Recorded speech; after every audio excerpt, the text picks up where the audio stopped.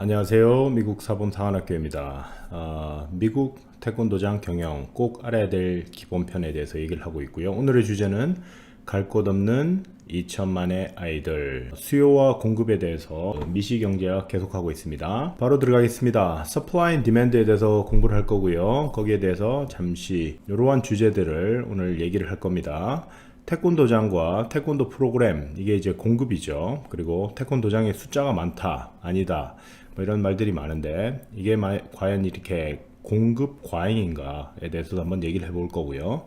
그리고 태권도 수요층에 대해, 태권도 프로그램 수요층에 대해서도 얘기를 해보고, 갈 곳 없는 그 2천만 명의 아이들이 기다린다라고 이렇게 달아놨는데요.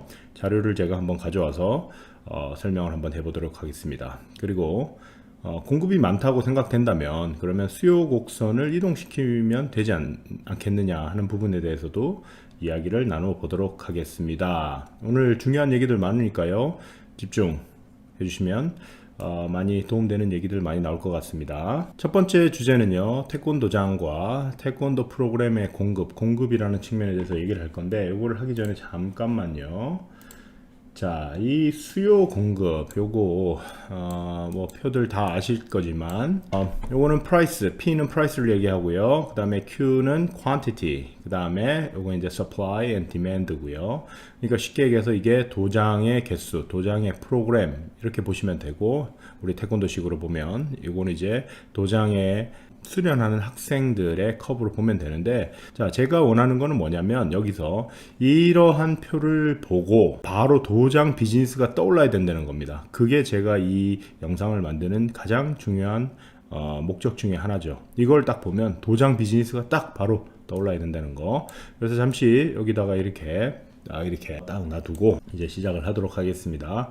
우리가 뭐 수요 공급 법칙은 우리 중고등학교 때 뭐 이렇게 곡선을 그려가면서 선생님들께서 열심히 설명을 해주셨지만요, 참 못 알아먹었던 그런 죄송한 마음이 있어요. 지금은 많이 관심이 있다 보니까 지난 한 10년 동안 열심히 공부를 했었는데요, 공부를 하다 보니까 잘 이해가 됩니다.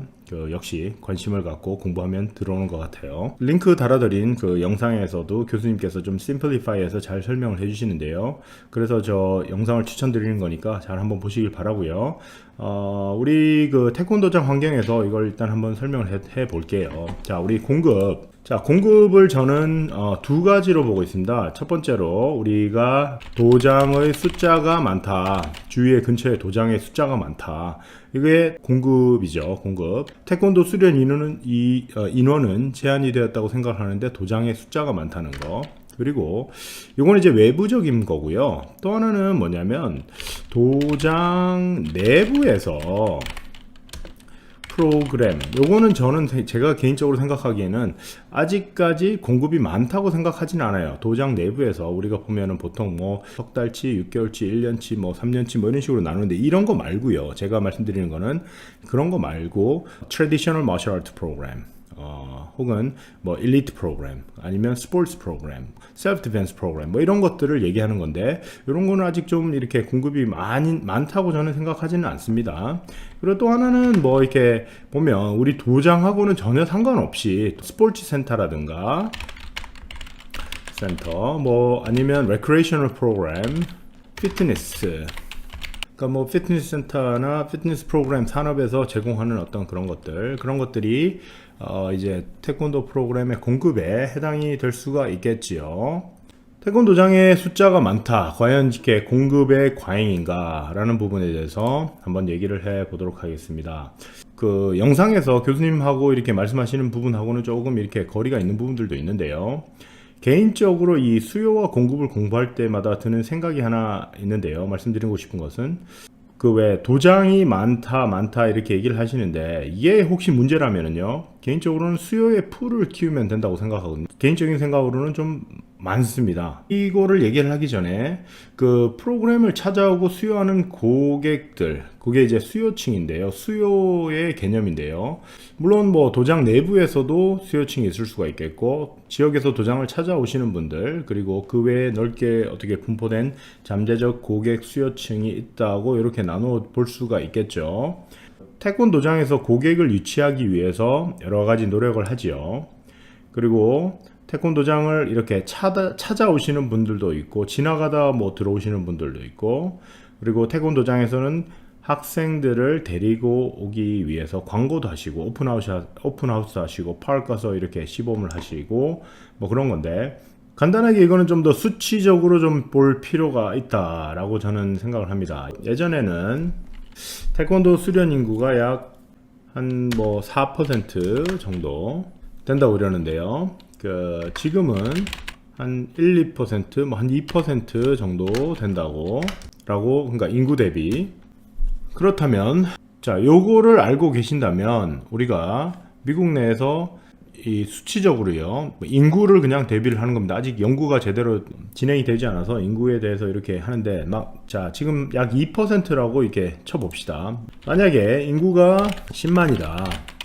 2%면 도장이 10개 정도가 있다. 그러면 각 도장당, 자, 10,000명에 2%면 200명이죠. 각 도장당 200명. 3%라면 300명. 4%라면 400명이 돼야 됩니다. 그렇게 봤었을 때 근처에 도장이 몇 개 있는지는 잘 모르겠지만 요거를 한번 가만히 이렇게 생각을 해 보시면 과연 공급 과잉인가? 문제는 이 퍼센테이지가 너무 낮다는 겁니다. 저는 개인적으로 여기에 지금 보이는 이 퍼센테이지가 너무 낮다는 거죠. 요거를 올려야 된다. 인구 대비 뭐 한 8% 정도까지 올리면 좋겠죠. 우리가 지금 이제 수요층에 대해서 이제 얘기를 해볼 건데요. 자, 여기에 이제 뭐라고 이렇게 보여지냐면 자, 태권도 수요층, 이게 지금 afterschoolalliance.org라는 웹사이트에서 발췌를 한 겁니다. 제가 여기다가 링크를 이렇게 달아 놓을게요. 여기 보시면요, demand for afterschool programs. 자, 제가 지금 얘기하는 거는 이 뭐냐면 afterschool 우리가 뭐 픽업을 해가서 이것뿐만이 아니고요, 태권도가 학생들, 그러니까 어린애들을 위한 그 학생들을 얘기를 할 때 afterschool program 중에 하나로 들어가는 거죠. demand for afterschool program continues to grow. 이게 더 계속 이렇게 자라고 있다. 그러니까 애프터스쿨의 그 수요가 계속 커지고 있다라는 얘기고요. 오늘날 이게 지금 2014년 얘기하는 건데 지금은 더 많이 늘었겠죠. 자, 10.2 밀리언. 그러면 1020만 명이 지금 애프터스쿨 프로그램에 어떤 형태로든지 participate 하고 있다는 얘기죠. Another, 약 한 2천만 명 정도 되는 애들이 참여를 할 것이다. 어떻게 하면 if programs are available. 그러니까 프로그램이 available 하다면 participate 하겠다. 그러니까 프로그램이 없다는 얘기예요. 우리가 뭐 이렇게 자세히 이렇게 찾아보진 않았지만 일반적으로 우리가 뭐 대도시 근교에라도 이런 프로그램들이 없는 데가 되게 많을 수 있다. 그래서 토탈을 따져보면 19.4 million, almost 20 million, 그러니까 2천만 명이라는 애들이 그런 프로그램이 있다면 참여를 하고 싶어 한다. 그리고 majority of school age children were either are or want to be in an after school program. school age 학생들, 그러니까 학교 다니는 그 애들이죠. K-12 애들은 들어가 있거나 아니면 그 애프터 스쿨 프로그램에 들어가고 싶어 한다라는 얘기를 하는 건데, 자, 요거를 자 한번 봅시다. 여기 한 16%, 이게 지금 제가 잘 모르겠는데 한 16% 정도, 그 정도 되는 것 같아요. 맥시멈은 35%인데 여기 이렇게 지금 이게 웹사이트인데요. 이렇게 올려보면 각 그 스테이트마다 그러니까 몇 퍼센트가 지금 애프터 스쿨에 파티시페이트 하는지 거기에 대해서 이렇게 넘버 퍼센테이지가 나타나 있는데, 뭐 제일 많은 게 뭐 보니까 버몬트나 뉴욕 뭐 20% 좀 넘고, 캘리포니아나 네바다 25% 정도 되고 뭐 그렇네요. 그러니까 뭐 다른 스테이트 뭐 아이다호 같은 경우는 8% 정도밖에 안 돼요. 그러니까 그만큼 더 많이 필요하다는 거죠. 그리고 뭐 인디아나도 11%, 그리고 여기는 어디야? 오클라호마 11% 정도밖에 안 되죠.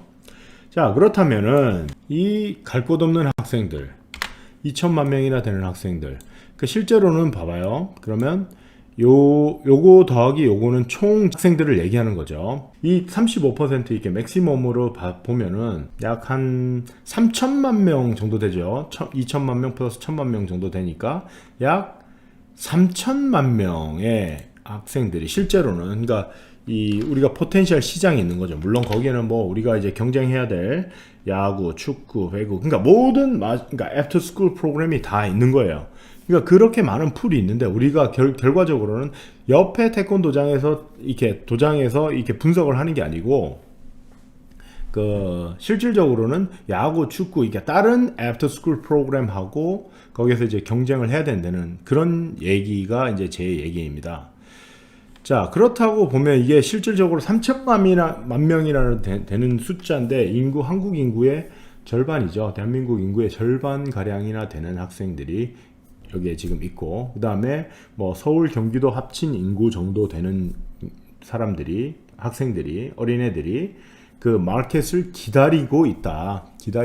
이 부분에 집중을 좀 하셔야 됩니다. 그러니까 우리가 맨날 뭐 서플라이가 많다라는 말씀 많이 하는데 그게 없는 학생들이 너무 많아요.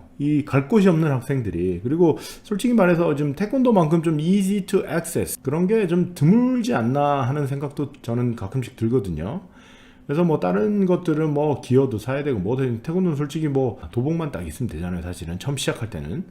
그래서 어떻게 보면 이게 참 easy to access 많은 분들한테 그렇다고 저는 개인적으로 생각을 하고 있습니다. 자, 2014년 자료지만은요, 요거는 조금 더 자세하게 좀 검토를 해볼 필요가 있는 것 같고, 자, 우리가 아까 다시 정리를 해보자면요, 맥시멈 수치로 보면은 35%, 요게 이제 요거 더하기 요거는 약 3천만 명 정도 되는 인구가 포텐셜 고객인데요. 이걸 뭐 다 받을 수는 없고 현실적으로 이게 물론 어른들을 뺀 숫자입니다. 그러니까 적은 숫자는 아니죠.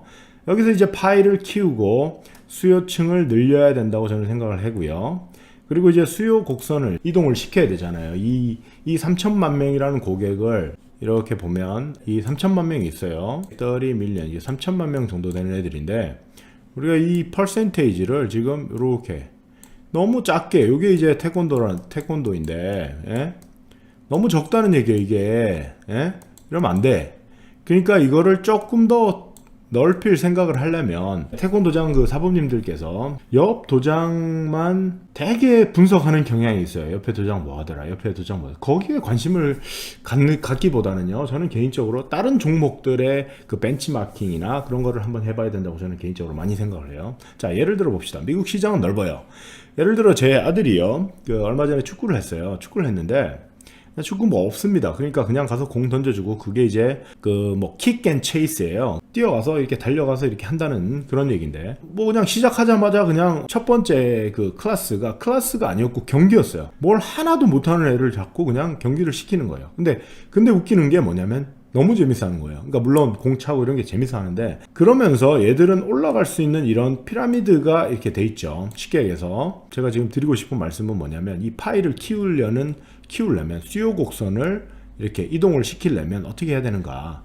자, 여기에 그 메이저리그가 있죠. 메이저리그가 있는데 여기서 이제 프로페셔널 팀이 있고요. 그 밑에는 뭐 대학이 있을 수가 있고 그 다음에 여기 이제 뭐 NCAA 뭐 이렇게 있겠죠. 여기는 이제 뭐 고등학교에서 뭐 내셔널이 있겠고 내셔널 팀 어쩌고 있겠고 스테이트가 있겠고 그 다음에 뭐 리저널이 있겠고 그리고 쭉쭉쭉쭉쭉쭉쭉 내려가다 보면 여기에 이제 그 아주 어린애들 그러니까 이게 보면은 이렇게 올라갈 수 있는 이 그림이 보이는 거잖아요. 그래서 얘네들은 여기는 그냥 대충 풀어놔도 애들이 그냥 거기서 흥미가 있어가지고 나 더 큰 게임을 하고 싶어 이런 식으로 가는데 우리 지금 일선에 이렇게 도장들을 보면 게임에 그렇게 관대하지가 않아요. 태권도 시합이라든가 경기에 아주 관대하지가 않습니다. 그러니까 어떻게 돼요?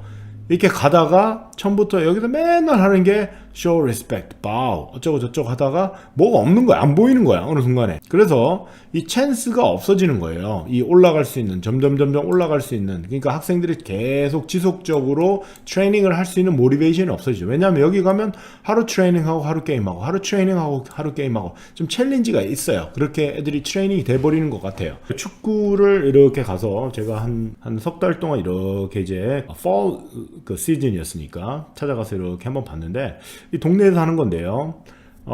그 스쳤는데 그냥 한 1,000명 정도 됐어요. 그냥 뭐 이렇게 그 파크에서 하나 빌려가지고 하는데 뭐 발렌티어도 많이 오고 그런 식으로 해갖고 스쳐도 1,000명이 됐다는 얘기예요.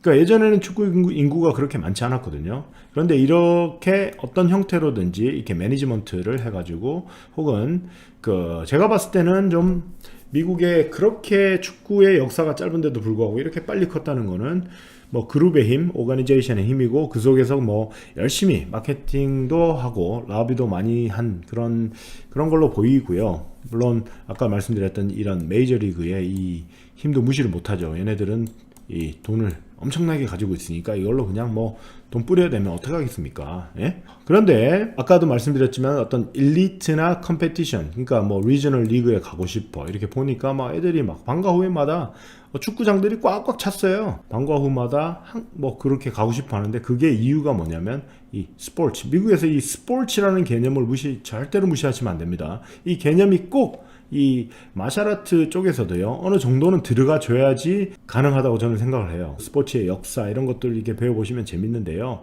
예전에는 그 스포츠가 그 고대에서는 전쟁에서 나왔잖아요. 그 마라톤이 전쟁을 하고 나서 그 승전보를 그리스의 승전보를 전하기 위해서 뛰어와가지고 거기서 42.195를 뛰어와서 그거를 기념해서 만든 게 근대 올림픽의 마라톤 42.195km이잖아요.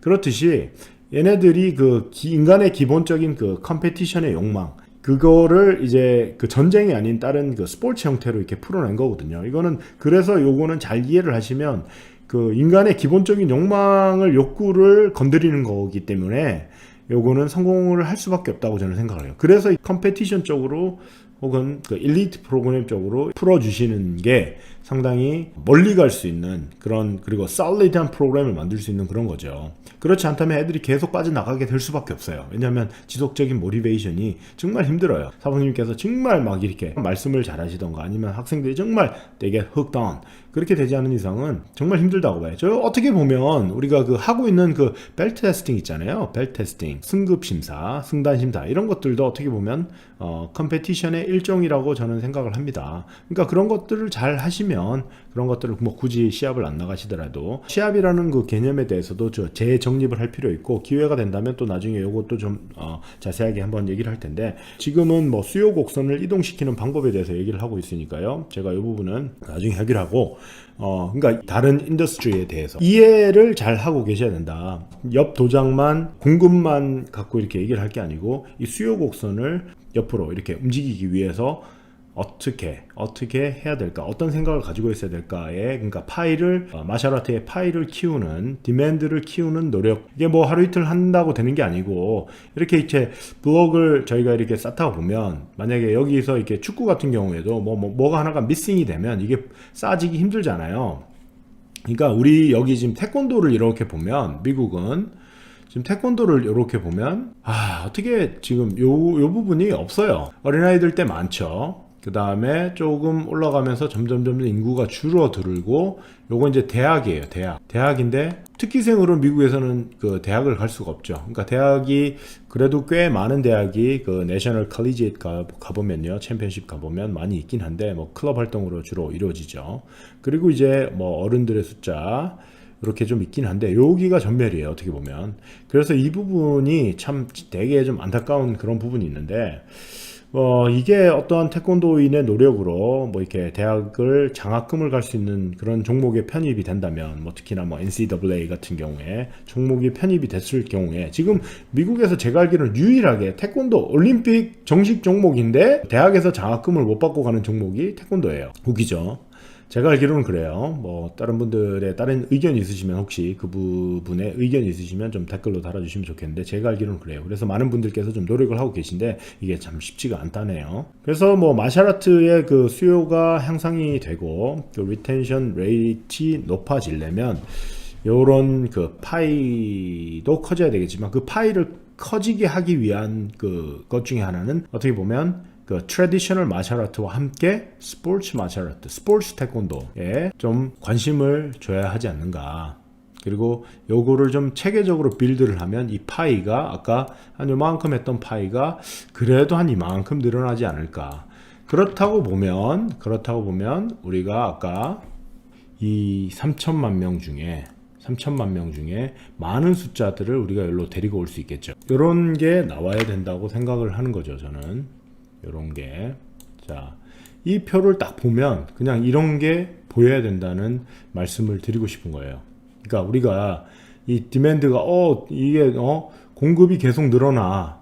공급이 우리 공급 곡선 이게 우리 파란색이니까 봅시다. 이게 지금 자꾸 이게 퀀티티가 늘어날수록 이게 프라이스 점은 계속 낮아지죠. 이렇게 프라이스는 계속 낮아지죠. 그럴 게 아니라 옆 도장이 계속 생겨 이렇게 생각할 게 아니라 우리가 이렇게 생각을 해 봐야 되는 거죠. 자, 디맨드를 우리가 얘네들이 지금 3천만 명이나 되는 애들이 있는데 이렇게 늘리면 어때? 이렇게 하죠. 그러면 이 서플라이가 일정할 경우에 서플라이가 일정한 경우에 가격은 계속 올라갈 수가 있겠고, 그다음 서플라이가 늘어나더라도 할 수가 있는데, 어제도 얘기했지만 그 규모의 경제, 그 가격에만 영향을 미치는 게 아니고요. 쓸 땐 써야 된다는 그게 아니고, 이것도 이게 점점 파이가 커지면요, 거기에서 또 파생되어 나오는 또 경제학에 뭐가 또 플러스 알파가 있다는 얘기예요. 플러스 알파가 또 그걸 통해서 또 다른 수익을 창출을 할 수가 있습니다. 자, 오늘 긴 시간 여러분들 수고 많이 하셨고요. 수요 곡선이라는 걸 보고 이 수요 곡선만 생각을 하지 마시고 이거를 어떻게 하면 태권 도장에 적용을 할 수 있을까? 그게 제가 오늘 드리는 메시지이고요. 수요 곡선에 대해서 좀 더 이해를 하고 싶은 분들은 직접 찾아서 공부하시면 여러분들한테 다 도움이 되는 거고요. 언젠가는 다시 튀어나옵니다. 오늘도 수고하셨습니다. 구독, 좋아요 무료입니다. 감사합니다.